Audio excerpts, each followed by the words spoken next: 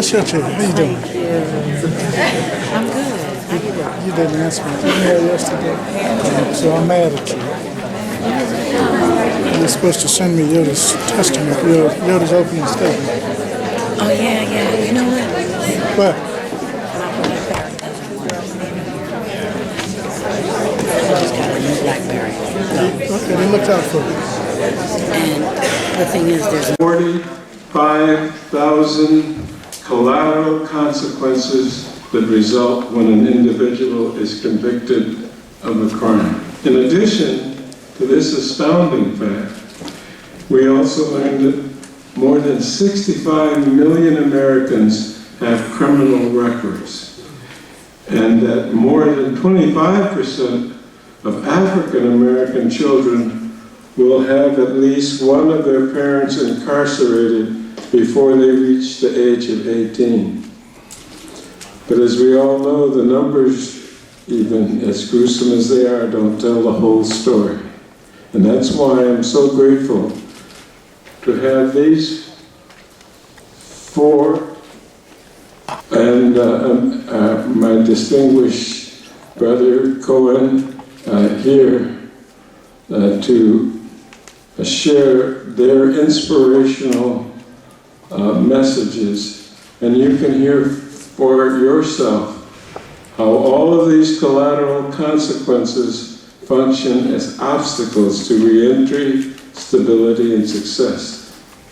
Now, to recap what we did earlier this morning, the United States incarcerates a quarter of the world's prisoners, and more than 65 million Americans have criminal records. Even if decades have passed after an individual completes his or her sentence, more than 45,000 collateral consequences will impair in some way their ability to write a new chapter in their lives.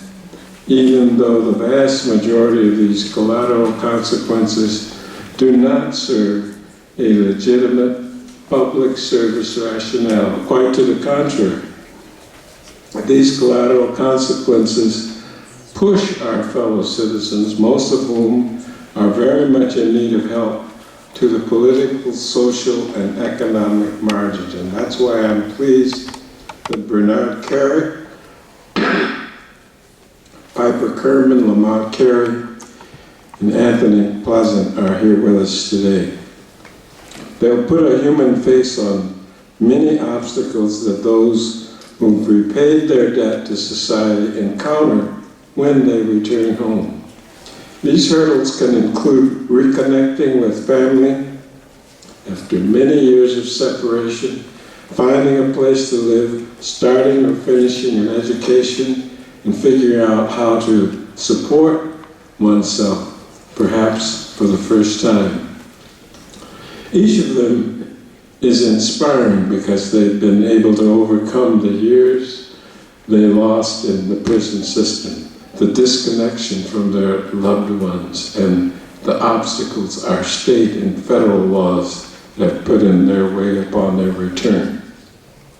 And so I commend them all for their tireless advocacy and dedication to raising our awareness of these lifelong civil punishments. And I thank them for their courage in sharing their stories. And I encourage all of you to continue to aid us in our goal of removing these obstacles to reentry from our system. Thank you very much, and I now have the privilege of calling my distinguished friend from Virginia, an outstanding leader in the Judiciary Committee, to make some remarks. Let's welcome the one and only Bobby Scott.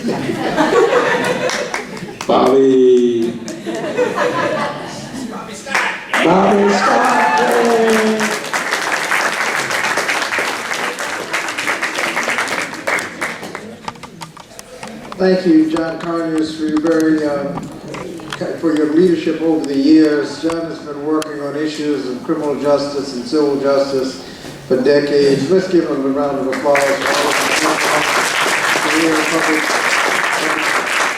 his Steve Cohen from Tennessee. I apologize for being late. We don't have any control over the voting schedule, but let me just briefly say that I've been on the Judiciary Committee and before that in the State Senate of Virginia on the Courts of Justice Committee, and it doesn't take you long to figure out that in our crime policy we have a choice. We can reduce crime or we can play politics. And we know how to do both. Unfortunately, we've been playing politics with slogans and sound bites, many of which are actually counterproductive. Trying more juveniles as adults, that's been studied, counterproductive. All these mandatory minimums do nothing to reduce crime, waste the taxpayers' money. All these slogans and sound bites have gotten us to the point, as John mentioned, where we lock up a higher portion of our population than any country on earth by far. The Pew Research has studied and said that any incarceration rate over 350 per 100,000, you start getting diminishing returns for your investment in prisons. Anything over 500 per 100,000, it's actually counterproductive. You're messing up so many families. You've got so many people with criminal records that have trouble getting jobs. You have wasting so much money that's actually adding to crime rather than detracting from crime when you go over 500, 700 and some per 100,000. African-American community in the thousands. So we're doing nothing to reduce crime but just codifying slogans and sound bites. And we can do better than that. The collateral consequences for felony convictions, another example of how we're not doing anything to reduce crime and actually counterproductive. Denying people the right to vote, housing, education, and employment actually detract from their ability to get back into the community and actually starts adding to crime. The EEOC has taken a position on some of these blanket felony discrimination on employment and said that because it has a disparate impact against minorities and many times has nothing to do with the job, that is a violation of Title VII of the Civil Rights Act. And they have put out guidance and they're following through on that guidance. So we need to thank the EEOC for pointing out that some of these things make no sense. We just left the hearing where it was pointed out that a lot of these collateral sources actually do nothing, that after a while your likelihood of committing a crime in many cases is actually less than people who have not committed a crime before after a certain length of time. So we have to put some time limits on these collateral consequences and also put some targeting. Some collateral consequences make sense and some actually do not. When we talk about collateral consequences, you can't ignore the fact that one of the collateral consequences that isn't frequently mentioned is the fact that children who have parents in prison for long periods of time are more likely to get in trouble. That's a collateral consequence to this over-incarceration. And the fact that we're wasting a lot of the taxpayers' money that could be put to better productive use. Another collateral consequence of all this over-incarceration. So John, thank you for your leadership on all this, and Steve, thank you. And Steve, you want to make some remarks? Steve Cohen, the gentleman from Tennessee. Thank you.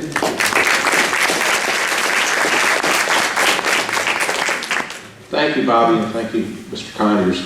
To everybody here, this is a most important hearing, and the subject matter is indeed germane and important. Prison conditions and collateral consequences of convictions. And the collateral consequences are great. In my district, I've got a lot of people that come home every day, can't get a job because they've been convicted of something. Some can't vote. That's even more fundamental. But opportunities for people to get housing, to get scholarships. As I've mentioned on drug cases, it's really you get a scarlet M on your chest for marijuana conviction, and then you can't get maybe scholarships, housing, jobs, etc. But when we started working on this with Mr. Conyers and Mr. Scott, our first thought was to have a hearing on just basically people being in prison for the length of time they are. And while there's been some movement on that issue by the administration, and we commend the administration for the movement they've taken, the fact that Mr. Rogers is no longer in charge of the pardon office, the head of the pardon office, get this, was a guy who was a DEA agent and a military tribunal judge. He's the guy who locked the door, not the guy that opened the door. And the president was saying, why am I not getting more recommendations for pardons and commutations? Because this guy was there. Well, he's gone, and the new lady there is great. They got a team, they got a staff, they're working on it, and that's positive and good. The bad thing is they've got conditions that you've got to have spent 10 years in prison before you're eligible.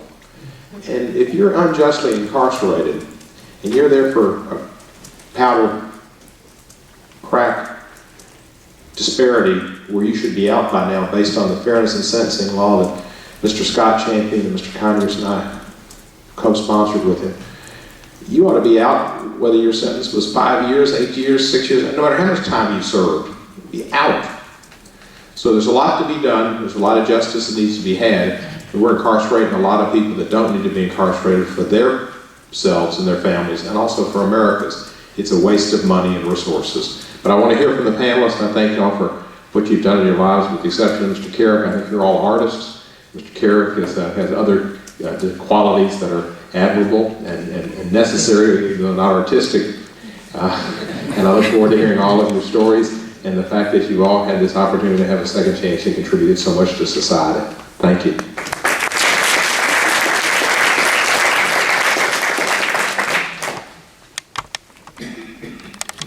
Mr. Chairman and members of the committee, I would first like to thank you for the opportunities to submit these remarks today to the committee. It's an honor.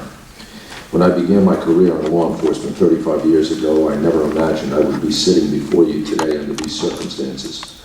While unfortunate events prompt my testimony, what I have to tell you has ramifications for everyone in this room, everyone in our government, and without exaggeration, everyone in this country, a country that I still believe in and I love.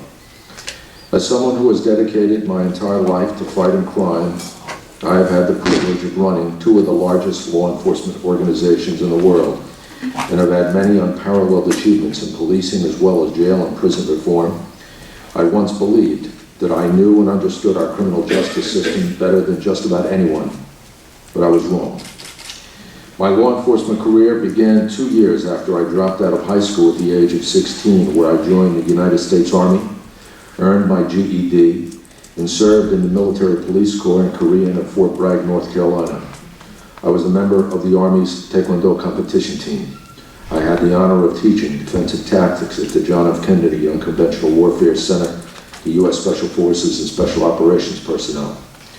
After my military service, I spent 4 years in various security assignments in the Kingdom of Saudi Arabia. In 1981, I joined the Passaic County Sheriff's Department in New Jersey, where I served as Commander of Special Weapons and Operations and the Warden of the Passaic County Jail. In 1986, I joined the NYPD. Following uniform patrol and plainclothes assignments in Times Square, I was promoted to detective and assigned to the Narcotics Division's Major Case Unit. There, I earned one of the department's highest honors, the Medal for Valor, for a gun battle with a drug dealer who had shot and wounded my partner. In 1991, I was transferred to the U.S. Justice Department's New York Drug Enforcement Task Force, responsible for overseeing one of the most far-reaching drug investigations in New York history. For nearly 6 years, I served as the first deputy and later as commissioner of the New York City Department of Correction, responsible for overseeing the New York City jail system, including Rikers Island, one of the largest and most violent jail systems in our country. Under my command, the department achieved historic reductions in violence and earned international recognition for violence reduction, efficiency, accountability, and correctional excellence. In August of 2000, I was appointed the 40th Police Commissioner of the City of New York, responsible for 55,000 civilian and uniformed personnel and a $3.2 billion budget. My term was marked by dramatic reductions in crime, enhanced community relations, and my leadership of the rescue, recovery, and investigation of the attacks on the World Trade Center in September 11, 2001. In May of 2003, following the fall of Saddam Hussein, I accepted a request by the White House to lead Iraq's provisional government's efforts to reconstitute the Iraqi Interior Ministry. In the private sector, I have served as a national security advisor to His Majesty King Abdullah II of Jordan and President Barak Jagdeo of the Republic of Guyana. I have conducted threat and vulnerability assessments for other heads of state-led crime reduction, national security, and management accountability assessments for the U.S. Justice Department, Trinidad and Tobago, as well as Mexico City. I also oversaw the design and building of the super maximum security prison in the Arab region, designed to hold the most deadly and dangerous of the region's radical extremist prisoners. Then in December 2004, I was nominated by President George W. Bush for Secretary of the U.S. Department of Homeland Security, one of the highest cabinet posts in the nation. 1 week later, after admitting that I failed to pay payroll taxes on my children's nanny, I withdrew my name from consideration. After 5 years of state and federal investigations on November 5, 2009, I pled guilty to tax and false statement counts, a substantial part of which had to do with my children's nanny. I was sentenced to 48 months in federal prison and 3 years probation. I spent 3 years and 11 days in a federal minimum security prison camp and 5 months on home confinement before being released from custody. When Judge Stephen C. Robinson announced my sentence on February 18, 2010, he left out the most important fact. A felony conviction carries lifelong consequences. Yes, lifelong consequences. No matter how long one's prison stay actually is. The collateral consequences of my conviction began within days after my guilty plea and will last until the day I die. And that's not just true for me, but that's true for every person labeled a convicted felon, as our federal criminal justice system stands today. That is a reality that can only change with your courageous leadership and dogged intervention. Let me paint a picture for you of why this needs your attention, dedication, and immediate assistance. Imagine for a moment that an assistant U.S. attorney chooses to investigate or prosecute you or a member of your staff for perhaps using a government cell phone, car, or laptop for personal use, or enhancing your income in a mortgage application, or failing to pay payroll tax on your children's nanny, or missing an income tax filing, or any ethical issue that they could turn into criminal conduct simply because they choose to. Imagine you are driven by addiction or a desperate desire to be united with your family. Imagine you find yourself convicted of a crime, a felony. It would be a first-time offense, a nonviolent offense, not a sexual offense. No guns are involved. No one is kidnapped or even injured. Nevertheless, you are a convicted felon. Would it bother you to be told by your children's school that you cannot chaperone them on a class trip or school event because you are a convicted felon? I know good men, decent men, great fathers that this has happened to. They've also been denied the right to coach their child's sports team, soccer, baseball, and football. Imagine opening your mail to find a notification from your insurance carrier that your homeowner's policy was being canceled due to your conviction, and also receiving written notice from the U.S. government's contracting office that you are no longer eligible for government work, can never again get a security clearance, and can't even consult with the government through a DoD contractor, for example. Then imagine learning that should your life insurance policy lapse, a policy you, like me, may have had for more than 10 years, you will be prevented from obtaining another as a result of your conviction. How does it benefit society to force your spouse and children to fend for themselves once you're dead and gone? Maybe you, like me, have served on the board of a nonprofit organization.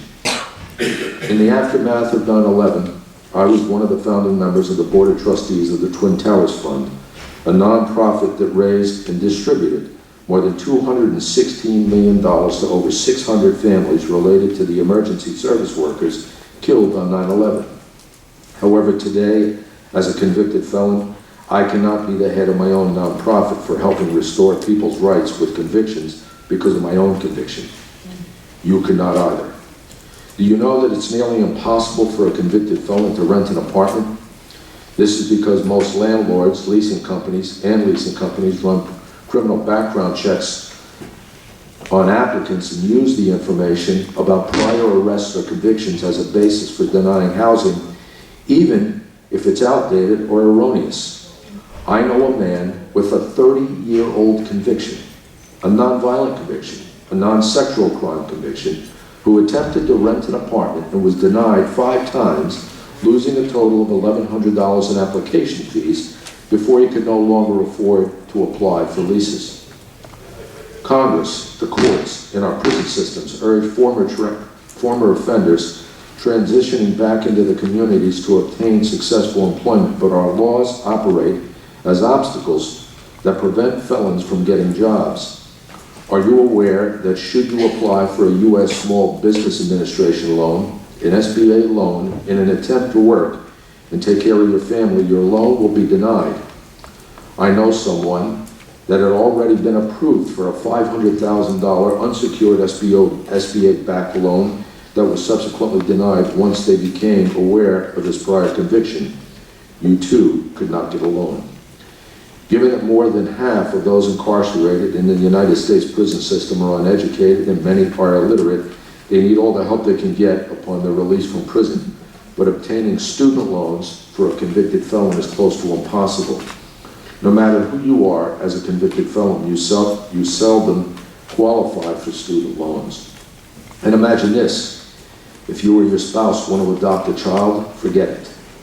Convicted felons are excluded from the adopted parents. I personally know a couple who cannot have children, and I can't think of anyone better to be a parent, but they cannot adopt due to a felony DWI conviction that happened 12 years ago.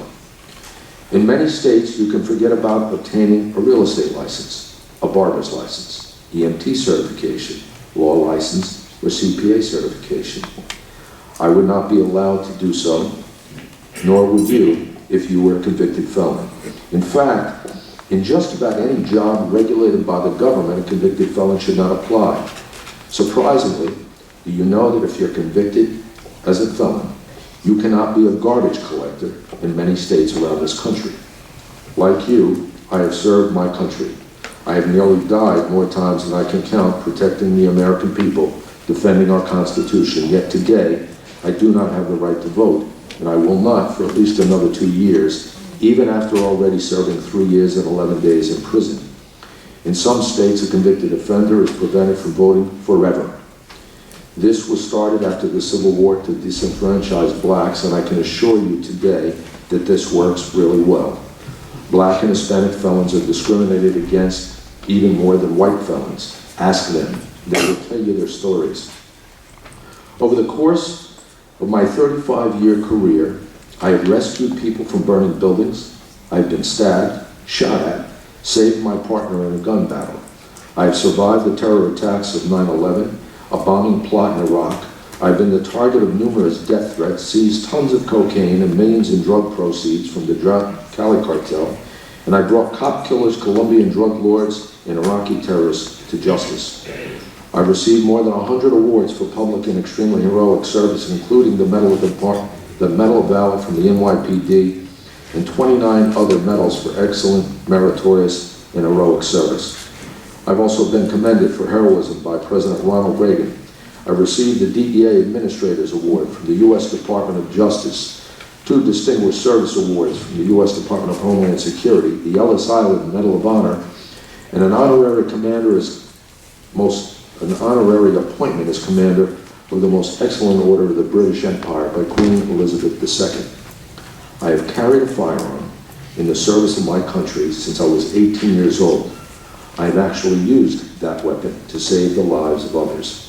However, I can no longer possess or even have access to a firearm of any kind, hunting or otherwise, for the rest of my life, even though my conviction had nothing to do with violence and was non-violent. Lastly, and undeniably the most devastating, embarrassing, and heartbreaking of any other collateral consequences is the one that is so repugnant that it defies description. We often talk about collateral cost of conviction as it relates to the offender and their inability to obtain work, or how they are negatively impacted on so many levels as a result of a conviction.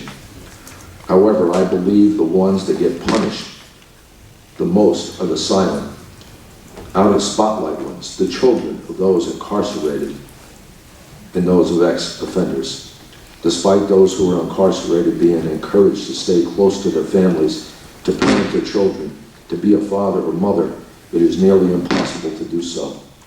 And even when they are released and face all these barriers, it is difficult for families to rebuild, to reconnect, to gain the ground they've lost. Does the punishment imposed on convicted felons, and more so their children, fit the crime? I would hope you would agree that it does not. The system today ensures personal, professional, and family disconnection and possibly dissolution. Is that the purpose of our criminal justice system? I don't think so. But the reality is that a felony conviction is just that. There are 2.5 million people in prison today, about 70% of which are there for drug-related crimes, and many are uneducated and many illiterate. About 40% of the prison population prior to incarceration worked, paid taxes, and took care of families like I did. But because of collateral consequences, they now cannot. In my case, the cost to the American taxpayer for my 3-year incarceration was not $28,000 a year, as the Bureau of Prison reports. The cost to you, the people in this audience, to the general public, that cost was in the millions, because I was not working, paying taxes, supporting my family, putting money into the economy, and there are thousands upon thousands just like me. Worse than that, the cost continues today, more than a year after I was released from prison, and in all probability will last for years to come. I cannot find work, and if I cannot find work, those who are not left with the privileges that I've been blessed with, hundreds of thousands each year, will face even greater odds of remaining unemployed, guaranteeing higher recidivism and destroyed families. If I cannot rebound with any sort of success, then those less fortunate most likely never will. And for many, their only hope for survival, to live, to support their families, to simply have a life, has been dramatically taken away from them. How is that? Is that how our system is supposed to work? I think not. And I hope you will side with me and millions of other Americans who are crippled by an archaic system. For any American that believes once you've paid your debt to society after a felony conviction, you are made whole or given a second chance in life, they are dreadfully wrong. The truth is that your debt is never paid, no matter how honorable a life you lead afterward. No matter what steps you take to be better than your past, you cannot escape it. The collateral consequences of a felony conviction are grave. They have and continue to erode the very fabric of our society. Every day we prove we are not a country of second chances or rehabilitation or forgiveness, as we are so fond of saying. Those, to me, are just empty words.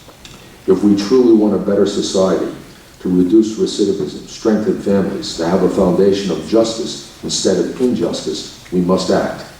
And act with courage and conviction, no matter what.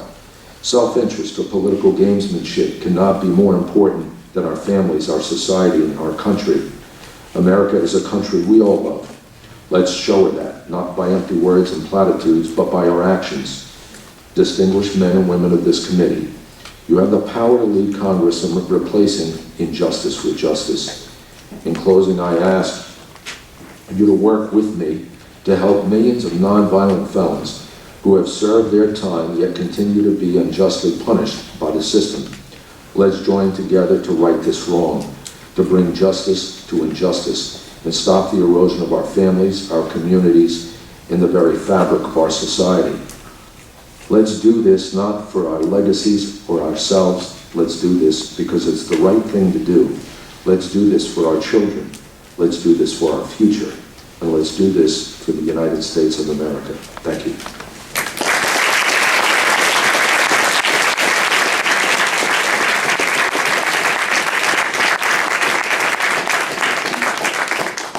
We'd like to thank Mr. Carey for his outstanding testimony and his contributions, and now I'd like to recognize Mr. Lamont Carey, who is one of the 3 artists we have, and he's a spoken word artist, filmmaker, and has done so much in his life to be successful in his second chance. Mr. Carey. Thank you for this opportunity.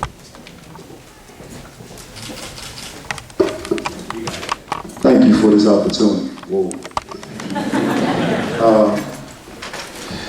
First of all, I've always felt like a convicted felon. Collateral damage had affected me all of my life. I was born in DC, but I was unfortunately raised in prison, but that's not where the collateral damage began in my life. My father couldn't live in my house because he had been a convicted felon, and the housing authority policies didn't allow him to live with us. And I'm just one out of the community that probably had 500 other kids. And so we always felt like we did something wrong. Most of the adults in my community were broken. They turned to drugs, they turned to alcohol because they couldn't provide for their family. They couldn't get a job to support their family, so sometimes the men leave out of shame. So that's how I grew up. I grew up that nobody in my community that I know of voted. And they didn't vote because they didn't think that it mattered. That every politician that came to our community said, I'm going to do this and I'm going to do that, but the changes in our community wasn't visible. So they stopped participating in voting. And so I had decided I wasn't going to vote before I even was eligible to vote. And so everywhere that I looked in my community, I saw what collateral damage does, how the men were broken. And so they started pouring their harm, their hurt into us. And when a man can't find a job, when a man can't be with his family or a mother, they go into survival mode. So it's by all means necessary. And unfortunately, we have easy access to in our community is drugs. So this is what happened when a man with a felony conviction can't find a legitimate way to feed his family. And so I bought into all of that. I bought into that it didn't matter if I went to school and I graduated from school because I wasn't gonna beat nothing. And so this was years ago, and you still, when I turn on the news now, I hear how the public schools are so bad, how the kids aren't getting a proper education. And so when I heard that from the mouths of the adults, when I was growing up, it was like, why even go to school if it's gonna lead me to a dead end? So I got in the drug trade. And what got me really there, it wasn't because there wasn't enough food in my house or my mother wasn't able to properly care for me. I got in it because I wanted to get away from everybody. I wanted to get away from all that depression. I mean, you can look in somebody's eyes and just see how defeated that they are, and that just immediately made me angry.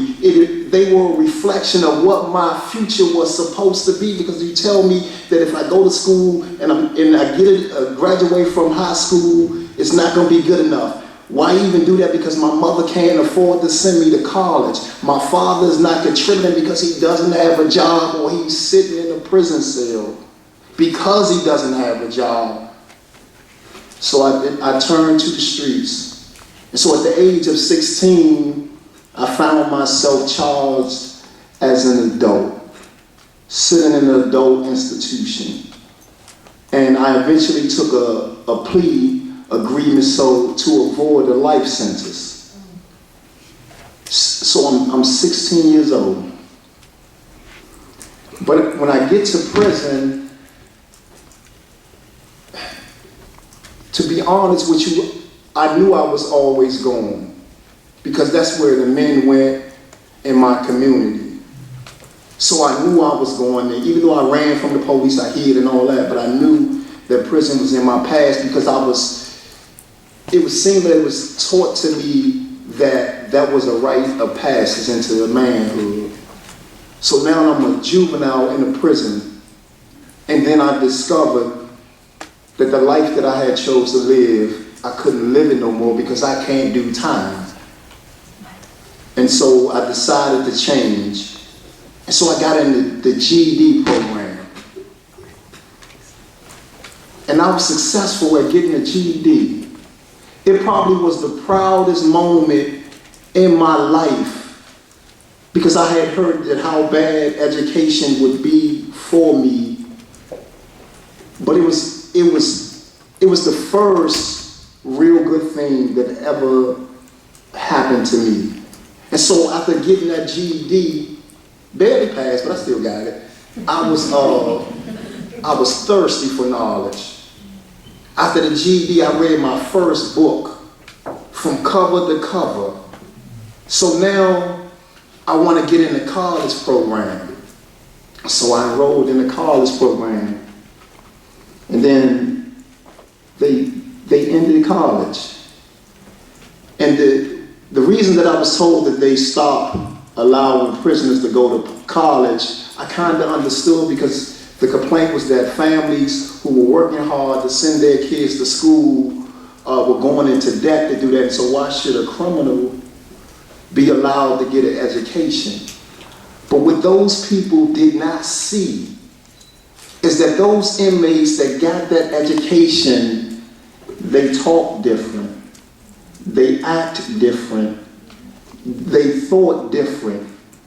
And so I felt denied of an opportunity to think different, to be different, to give myself a chance at a better life. And so I think that was one of the biggest areas of collateral damage, because with an education, we get to think outside of the box. For me, I think outside of the box. Once I discovered that if I go and try to apply for a job, I'm going to be denied because of my felony convictions. If I go and try to do several different things, I'm going to be denied because of my felony convictions. So the third real experience I had with collateral damage, when I was getting ready to go off for parole. And so when you go off for parole, you have to give a home address. And my home address was to my mother, but I couldn't go there. This is the place, woman that's been there all my life, that's welcomed me with open arms, but I can't go live with her because of the policies that say convicted felons can't live in that residence. This is the residence that I was born in. And so it's forced me to experience homelessness. Now just think about that. I'm in prison. I was in prison total of 11 years. I'm thrust out into the free society with no place to live. So I'm starting off wrong. I'm started off in survival mode. I just had to survive all of these years in prison. But I was able to end up moving with an aunt. So I started applying for jobs. Felony conviction. I wasn't even getting the interviews. So that's why banning the box is so important, so I can at least get the interview in and show the company how I can be an asset to them. So with the have you been convicted of a felony on the application, I'm denied of that. And me and many others, and so what tends to happen, when you just coming home, you excited about your future, because in prison, that's what we do. We plan for the future, how we're going to better our lives. And then we hear no after no after no after no. And then we seem like we're left with the only option is to do what we know. And that was crime. So by changing the laws and the policies where it gives a returning citizens, an ex-offender, a fighting chance of getting a job. I'm not saying give me a job. Give me a chance to compete with everybody else to show that I can do a job. And so eventually I got a job working with disabled kids. Then a couple of months later into that, they let me go. Because I had a felony conviction. I didn't lie on the application saying I didn't have one. Their policies just changed, right? So here I am, giving my all. I'm doing shifts for people that don't want to come in. I'm working 24 hours and 36 hours. And it wasn't good enough. So again, I'm starting to get told that what I do, what I bring to the table isn't good enough. But for some individuals who have felony conviction, that's enough for them to go back to the criminal lifestyle. But me, I didn't allow that. One of the things that happened to me, they started giving college programs. I started college programs where you can earn credits. And so I had got into business management. And in business management, when they started talking about like supply and demand, unfortunately, I knew that stuff from my previous criminal activity, right? So I learned that I knew how to run the business, but I just was selling the wrong kind of product, right? So that's when it shifted. I became an entrepreneur because I didn't want to leave myself in a vulnerable position where I would end up going back to prison. And unfortunately, today, I've been home almost 13 years, speaking all over the country. In August, I go to Trinidad for 2 weeks to work on reentry issues. But a couple of months ago, I went to volunteer to go with my 7-year-old son on a school trip. And I was denied. So that reminded me of what my father had to go through when he wasn't able to be in my life. Now, I have spoken in schools all over the country. A school system had me to create a book that they could add to their curriculum, but I can't go to the zoo with my 7-year-old son, right? So I don't understand this. For 13 years, I haven't done nothing wrong. I've been voting, I've been paying taxes as an entrepreneur, but this is major to me, to be active in my son's life in every aspect that I can possibly be, but because I did something when I was 16 years old that I can't do today. And then outside of all the work that I have done, I get invited to the White House 4 different times, 5 now. And the day before, Secret Service called and said I can't come onto the compound, right? So, but when I have these obstacles, they challenge me. Because the one thing that I am not, I was convicted, and that made me a felon, but a felon is not who I am.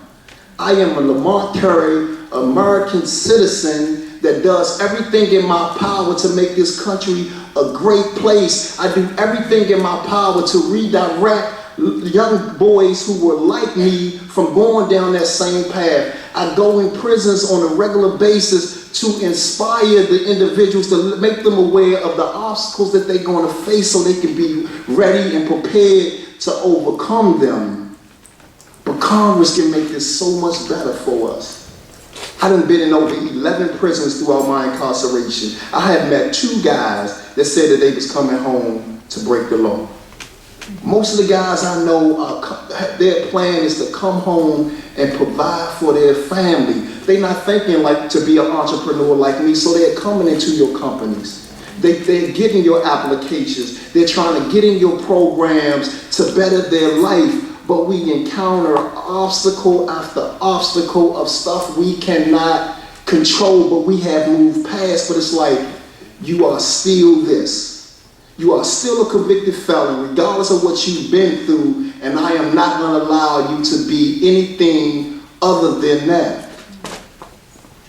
But if we allow them to get a college education in school, if we remove the ban the box from the application, so now I can walk in with a college degree to combat if I make it to the interview stage where they do the background check and say, look, that is who I was, but this is what I have done and this is what I offer. Right now, I still can't get a lot of jobs because of my felony conviction, but this is the crazy part. Companies hire me to come and teach professional development, to teach employees how to think outside the box.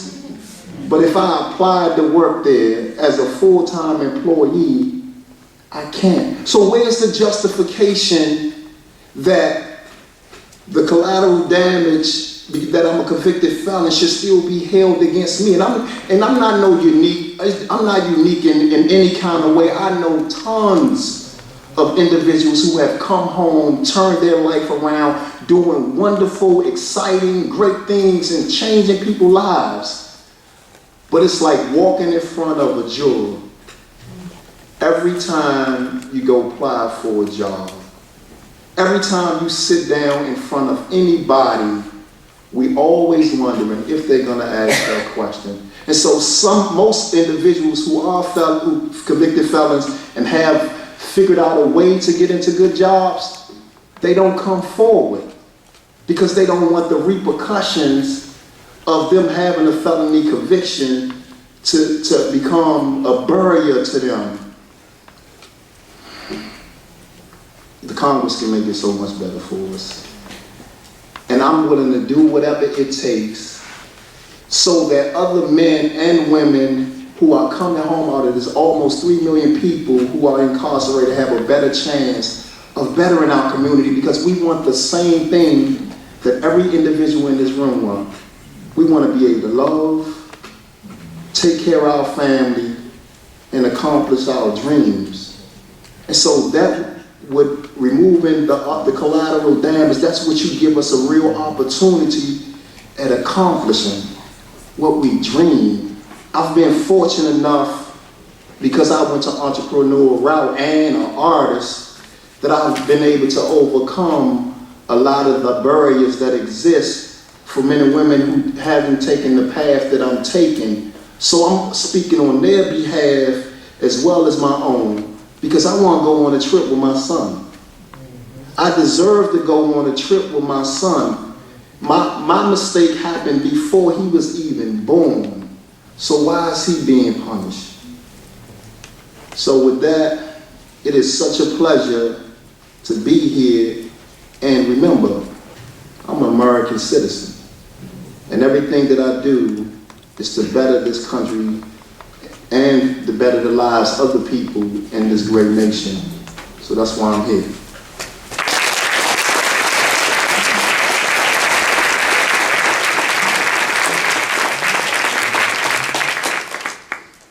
Thank you, Mr. Carey. And our next speaker and panelist, Mr. Anthony Pleasant, who, as I mentioned, he's a poet. All these artists envy him. And he's here to give us his story and tell us about how we can improve the law, his plight, and others that follow his footsteps. Mr. President. Thank you, Mr. Cohen. Thank you, Mr. Cohen, Senator Cohen, and Senators for throwing this wonderful event. I'm a poet ambassador for Freeman's Book Club and Writing Workshop. A non-profit organization that's based here in DC. I served 10 years in prison. I went to prison when I was 16 years old. There's a lot of barriers that a 16-year-old or a kid that's convicted at 16-year-old go through upon reentry. Being incarcerated for me was very hard. It was a long and hard 10 years.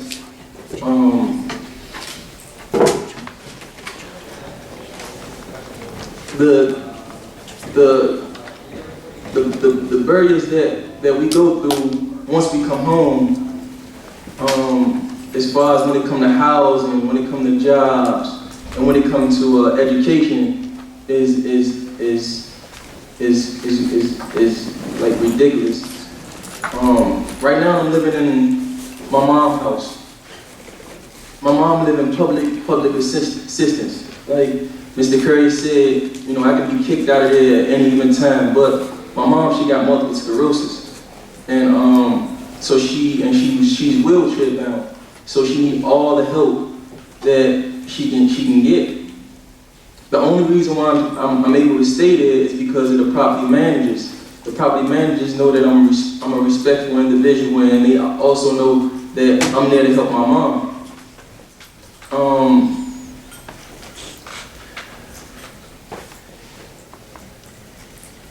I've been to a lot of, I filled out a lot of applications, and I've been to a lot of businesses where, you know, I was rejected, and my application was, like, I never heard from my application.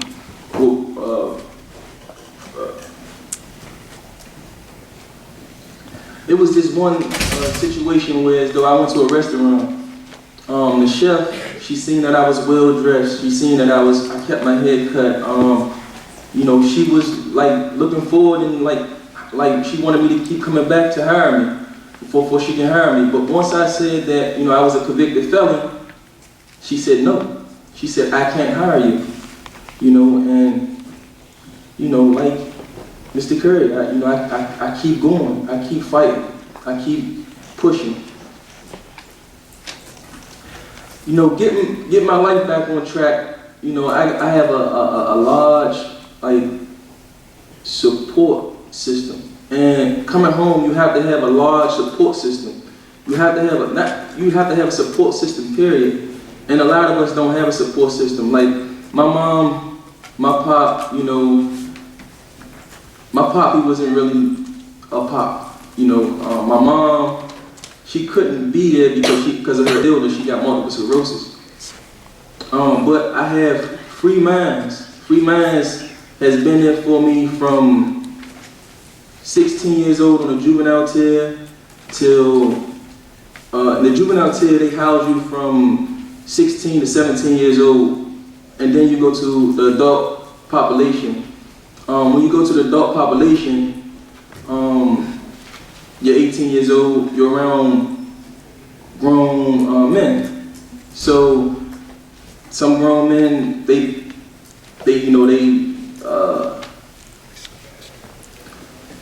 got on, you're forced to put on a mask because they got a aggressive way of life. You know, you leaving from a juvenile tier where as though it's a lot of kid play and stuff like that. Well, on an adult tier, it's totally different.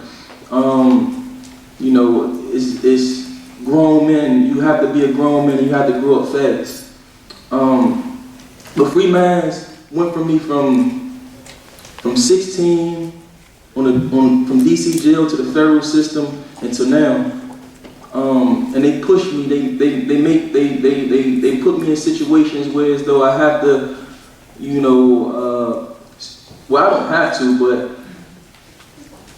I choose to, you know, go down to like New Beginnings. New Beginnings is a juvenile institution, a juvenile lockdown institution, and I help them to learn how to write poetry, learn how to read, write things that they need upon their release. Then I have my girlfriend and her family. What they do is, her mom, you know, they from Cuba. Her mom have like stories that she come from a past like similar to mine, but she is a very successful woman. And I take a lot from her because, you know, coming from my past and coming from her past, and for her to be a successful person, it inspired me to want to be successful.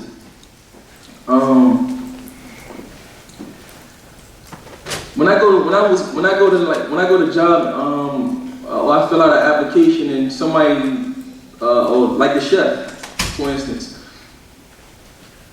even though when she accepted my application and she heard she took my application, you know, my girlfriend, she told me, she said, man, you know, don't worry about it. Still write her a letter thanking her. And these are the things that I didn't know coming from prison that you need to do. These are things that even though they don't accept your application, or they accept your application and they don't, you know, accept you as a person that want to work for them or whatever, you still thank them. She had a situation where she worked at now, that she wrote a letter. And it was several people that they were looking at, and she wrote a letter thanking them. Several months down the line, they hired her. So that's the type of things that people that's 16, 17 years old don't know. They don't know little things. They only, like, I couldn't read, I couldn't write upon me being in college. I couldn't read, I couldn't write.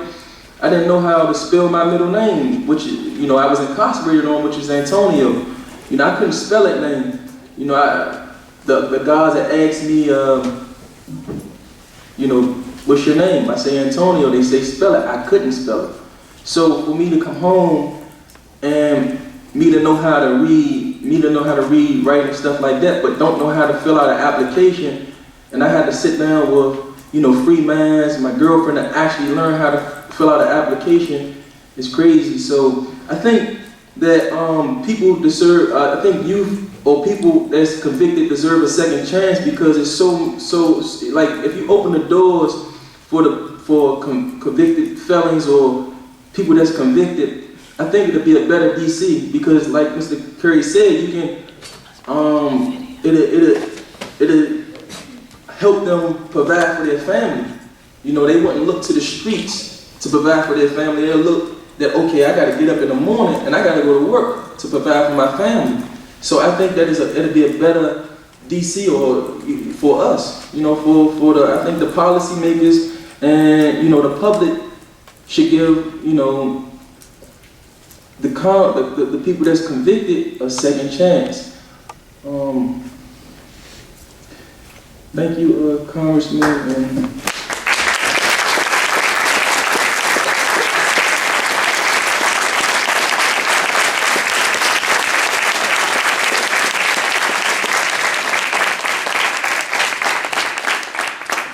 Thank you. Now we'll hear from Pamela Kerman, who is an author of the memoir Orange is the New Black, My Year in a Women's Prison, which, as we all know, has been translated into an award-winning series on Netflix.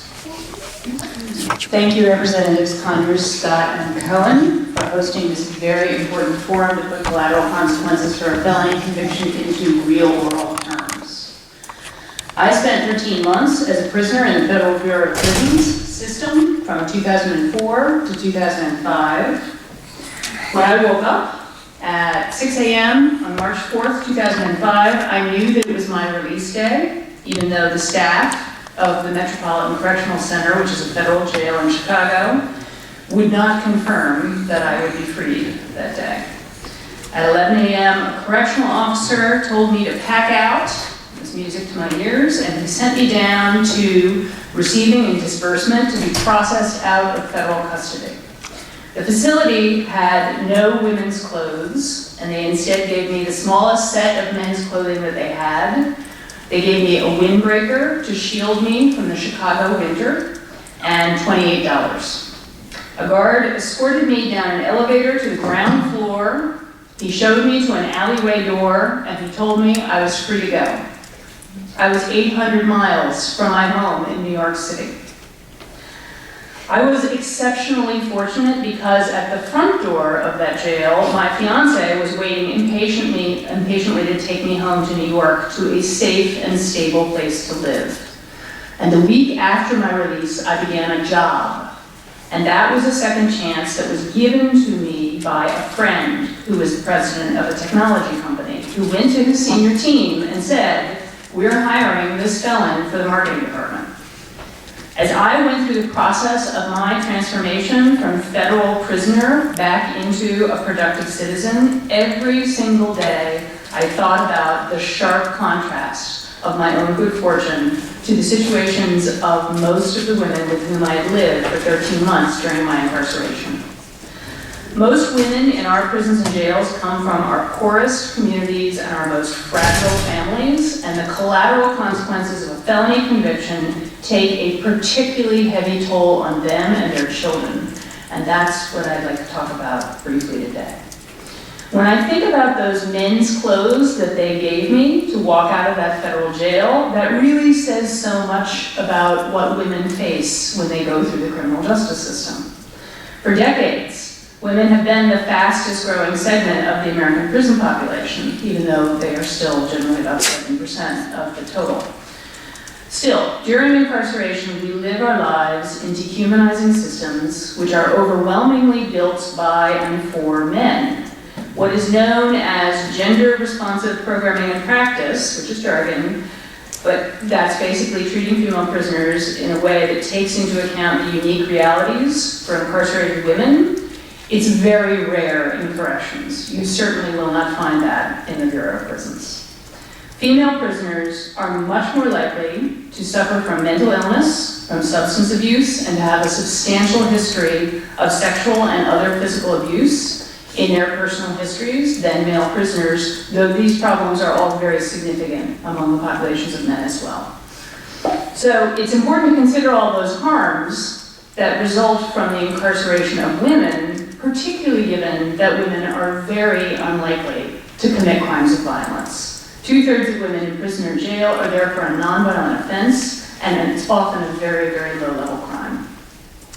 But for most women, when they return home, their sentence doesn't really end, and that has been so beautifully illuminated by the three previous speakers. All of the different ways that collateral consequences come down on an individual. Collateral consequences of a felony conviction, I would say, have a disproportionately heavy impact on women, and there are several problematic areas which are worth calling out. So I won't focus on all the collateral consequences. I think we got a great picture of that, but a couple that are particularly concerning for women and kids. Housing is the number one place to start. A safe and stable place to live is essential for any person returning home from prison or jail to be successful. However, we know that housing discrimination is one of the most serious collateral consequences that people with a felony record face, especially poor people.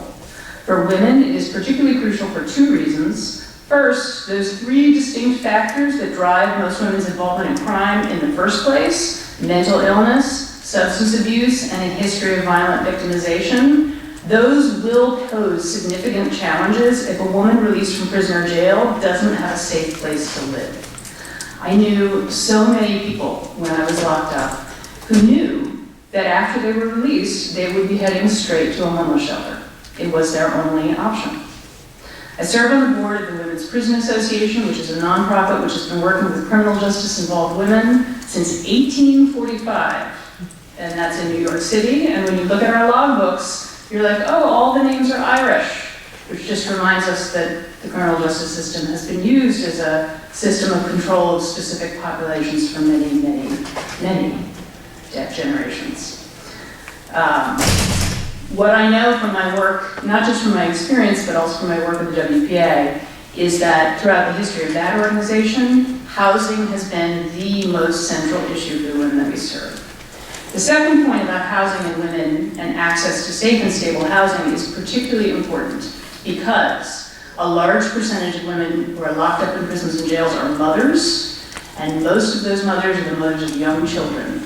Those women tend to have sole head of household responsibility for their kids, And when we put a mom in prison, her kids are 5 times more likely to go into the foster care system than when we incarcerate a father.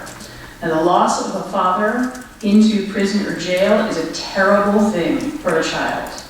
The incarceration of a mother has seismic effects on her kids. Now, whether a woman's kids have been in the care of a family guardian, God willing, or in the foster care system, for many women, reuniting their family is their #1 priority when they're released. And for that, you have got to have a safe and stable place to live. So the housing penalties which are people with a felony conviction face, which are many, have particularly harsh impact on women and on children, especially the most vulnerable women and children in our society. Once a woman has a safe place to live, she needs to find a job to support herself and whoever is depending on her. And we make this one of the most primary formal conditions of successful reentry. And at the same time, we have a host of bad policies and public biases that make employment a monumental challenge. This is, without question, the #1 thing that I hear about from my fellow former prisoners, their struggle to find work. I get emails, I talk to people everywhere I go in this country. Women are often particularly unprepared to re-enter the workforce, and here's why. Most prisoners lack even a high school diploma, and many have limited experience working in the mainstream economy. And this doesn't mean that they never worked, as you have so wisely pointed out. And doesn't mean that they have no skills, but it does make for a really challenging transition to the legitimate workforce. While I was in prison, I wrote a lot of resumes for women who were getting ready to hit the gate. And many of them had years of experience with illegal narcotics sometimes, and so those were skills-based resumes. But you know, I worried about every single one of those gals when I finished that resume, and I thought about what they were facing, what they were planning for. And they, of course, all prisoners plan for success. They don't plan to go home and go back to whatever they had done in prison. Incarcerated women in particular are more likely to report having no income in the month prior to their being locked up. But even for women who do have education and professional experience, it's very hard to get a job when you have to check the box and ask if you've been convicted of a crime. I have a friend from Danbury who got a great job after prison, where she worked for a number of years, and they never asked about her felony record. But then it came to light, and her boss reluctantly told her, "We really like you, but we have to let you go. It's corporate policy." Unless we solve this question of employment preparedness and eliminating discrimination against people with a felony record, truly successful reentry will be a dream for millions, and not a dream fulfilled until those barriers fall. I know I want to be respectful of everyone's time, so I'll just touch really quickly on one of the most fundamental collateral consequences that faces all of us, and that is that right to vote, that right to full citizenship. I live in New York, and in New York, I am allowed to vote, and I have been allowed to vote actually even when I was on federal probation. If I was on state parole, I would not. But that right and responsibility is something that I treasure. It's something that I was raised to expect to do. And you know, those who vote are those who govern, ultimately. And so there's a practical consideration when we look at states like Florida and the other states that permanently disenfranchise people with a felony record. And when we look at other states like Virginia, which has made reforms recently, but still there are significant barriers to people who live in the state of Virginia getting their rights back. And there can be no question that this issue of felony disenfranchisement disproportionately falls upon communities of color, and that is perhaps no accident. So I want to thank everyone for coming, and I know that was quick, but I do want to be respectful of your time. And I really, again, want to thank Representatives Conyers, Scott, and Cohen for hosting this forum and for making sure that these issues are front and center for the Task Force on Overcriminalization, because they are of central importance to millions and millions of Americans.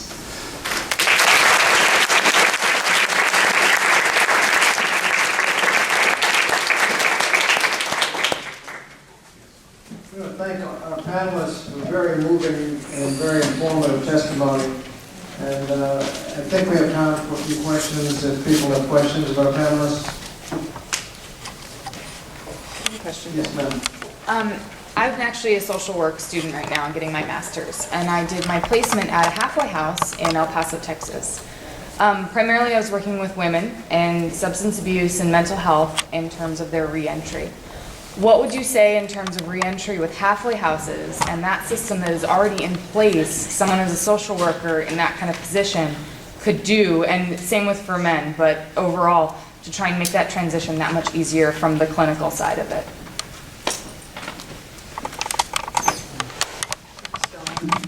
I would say that helping the women who are going through those systems deal with some of the legal barriers. So whether you're talking about family law and family courts, or whatever remedies might be available in that jurisdiction for people to reclaim some of their rights. There are, in many cases, certificates of good standing, though they have lots of different terms for them. But in New York State, I can go through the process. I'm a convicted felon of not having my record expunged, but of getting a variety of sort of recognitions from the state that I am basically living a legal life and paying my taxes and doing all the things that are expected of a citizen.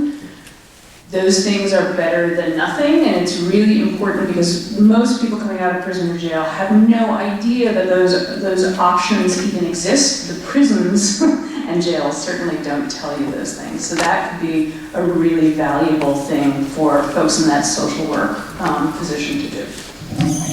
There's several things that I believe that the halfway houses can do better. One, halfway, at least in DC, they tend to penalize everyone in the halfway house. If they find some contraband or anything, they'll put the whole facility on lockdown so people aren't permitted to go to work. And so enough of that happening, then people start losing jobs. Another thing that I believe that halfway houses can do is, most of the halfway houses I'm familiar with, they take a percentage of the paycheck when they get the paycheck. They're keeping the money, they're not using the money to help aid the person up on release. So I think they should, if they're going to take a portion of the people's check, they should take it in and hold it, help them build a bank account or what have you. And another benefit that the residents can have, the halfway house can help facilitate, is building relationship with employers, building relationships with landlords, because the transition from the halfway houses to the streets, but it kind of get the feel of, we just housing you, we taking your money, we gonna take you out there and get a job, you don't find one, that's on you, you and your parole officer gonna have to deal with that in enough time, we gonna send you back. So they should be proactive, build a relationship with employees, build a relationship with the landlords, and teach us basic stuff that we're gonna need: budgeting, how to get a bank account, how to learn how to use the computer, and so that way we're better prepared when we take that next phase. Because the halfway house is supposed to be 1 foot in jail, 1 foot in the street, but it seems like it's just both feet in jail, and then once we finish the time in the halfway house, they just push us out.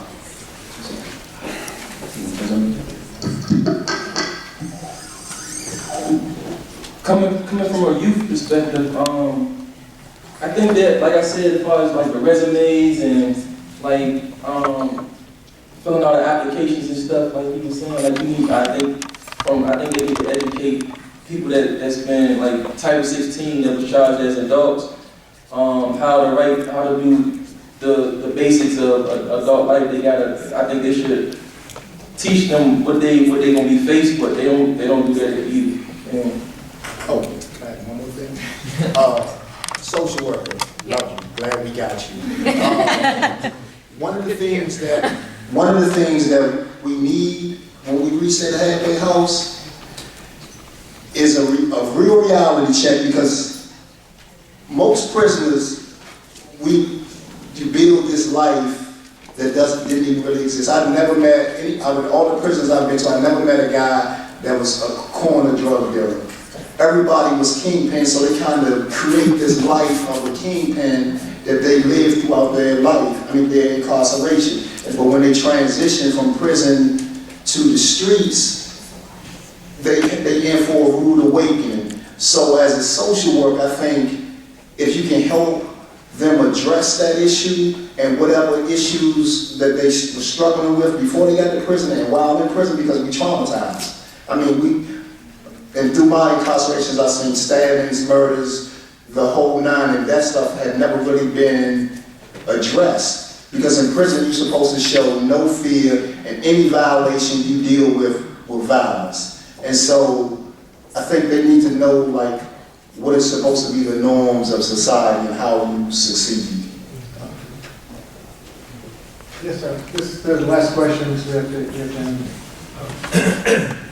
Just by way of historical context, I would encourage everyone to read the 13th Amendment. Not many people have it's in plain text.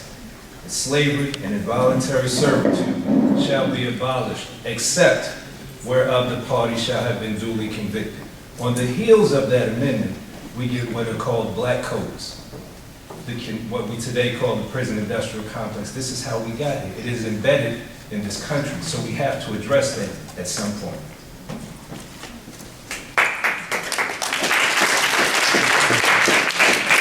I want to thank all of our panelists. We had a great hearing this morning where we pointed out that all of these collateral consequences do nothing to advance public safety, and to have a personal face on all of this is extremely helpful. So I want to thank Lamont and Anthony and our other witnesses for being with us today, and thank everyone who participated.